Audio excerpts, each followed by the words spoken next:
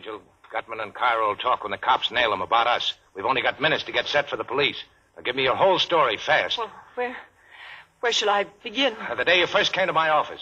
Why did you want Thursby shadowed? I suspected him of betraying me to Gutman, and I wanted to find out. That's a lie. Gutman tried to make a deal with him.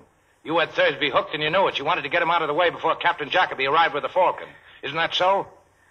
What was your scheme? I thought if he saw someone following him, he might be frightened into going away. Now, look, Archer hadn't many brains, but he wasn't clumsy enough to be spotted the first night.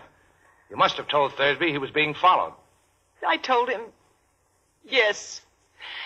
But please believe me, Sam, I wouldn't have told him if I'd thought Floyd would kill him. If you thought he wouldn't kill Archie, you were right, Angel. Didn't he? Arch had been a detective too long to be caught shadowing a man up a blind alley with his gun tucked away in his hip and his overcoat button. But he'd have gone up there with you, Angel. He was just dumb enough for that. Sam. And then you could have stood as close to him as you liked there in the dark. Put a hole through him with a gun you'd gotten from Thursby that evening. Don't talk to me like that, Sam. You know I didn't. Now, the police will be blowing in any minute now, Angel. Talk. Oh, why do you accuse me of such a terrible... Why did you shoot Archer? I thought Thursby would tackle him and one or the other would go down. If Thursby was killed, then you were rid of him. If it was Archer, then you could see that Thursby was caught. Was that it? Something. And when you find out that Thursby didn't mean to tackle Archie, you borrowed the gun and did it yourself, right? I guess so. I know so. You didn't know Gutman was here looking for you until you learned Thursby was shot. Then you needed another protector. So you came back to me. Yes, but no, sweetheart, it wasn't only that. I would have come back to you sooner or later. From the very first instant I saw you, I knew that... Ah, you angel.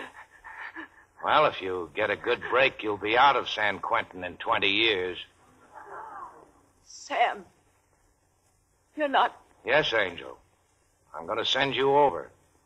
But if they hang you, I'll always remember you. Don't, Sam. Don't say that. Even in fun. It's not fun. I happen to be in the detective business, and you killed my partner. It's bad business to let the killer get away with it. Bad for every detective in this country. You're taking the fall. You've been playing with me. Only pretending you cared. To trap me like this. You didn't care at all. You don't love me. I think I do. But what of it?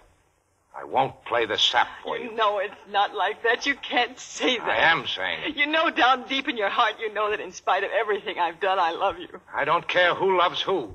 You killed Archer. You're going over for it. Come in. Oh, hello, Copper. Hello, Sam. You get Gutman and Cairo? We got Cairo. Gutman's dead. Kid Wilmer had just finished shooting him when we got there. So I ought to have expected that. You better put the cuffs on Angel, Copper. We're taking her down to the station. What charge? Sam. Murder. She shot Miles Archer. Oh, and you better bring that blackbird along, too, Copper. It's part of the evidence against Cairo. Hey, this is heavy. What's it made of? The stuff that dreams are made of.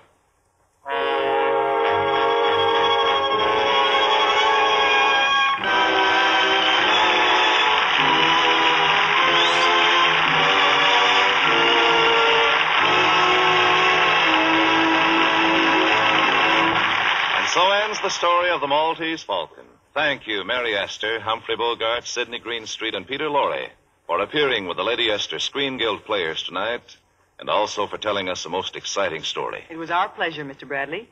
We all had a wonderful time making the picture, and the radio version tonight brought back some wonderful memories. Then, too, knowing that the benefits from these programs support the Motion Picture Country House and Clinic give us an added incentive. And now, before we tell you about next week's program... Before we tell you about next week's program, Humphrey Bogart has a word to say from our government. As you all know, the Third War Loan Drive is on full steam, the drive to back the attack our fighting forces are making against our enemies. As our share toward victory, we at home must buy $15 billion worth of war bonds, which means each one of us must dig down deeper into our own pockets. Each of us must buy at least one extra bond this month. We have to win this war, and we will win, all right. But how soon we win is up to every one of us. So buy an extra war bond this week, sure, to help speed our day to victory. Next week, the Lady Astor Screen Guild players will present highlights from Warner Brothers' great new musical picture, Thank Your Lucky Stars. It will star Joan Leslie, Dennis Morgan, Dinah Shore, and Eddie Cantor. Be sure to listen. Humphrey Bogart can soon be seen in the Warner Brothers production, Thank Your Lucky Stars. Mary Astor is currently playing in the Metro-Goldwyn-Mayer Technicolor production, Thousands Cheer. Sidney Greenstreet and Peter Lorre appeared through the courtesy of Warner Brothers. Music on tonight's program was arranged and conducted by Wilbur Hatch.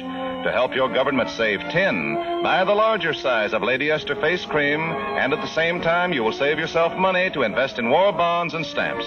Truman Bradley speaking for Lady Esther. Thank you. Good night. This is the Columbia Broadcasting System.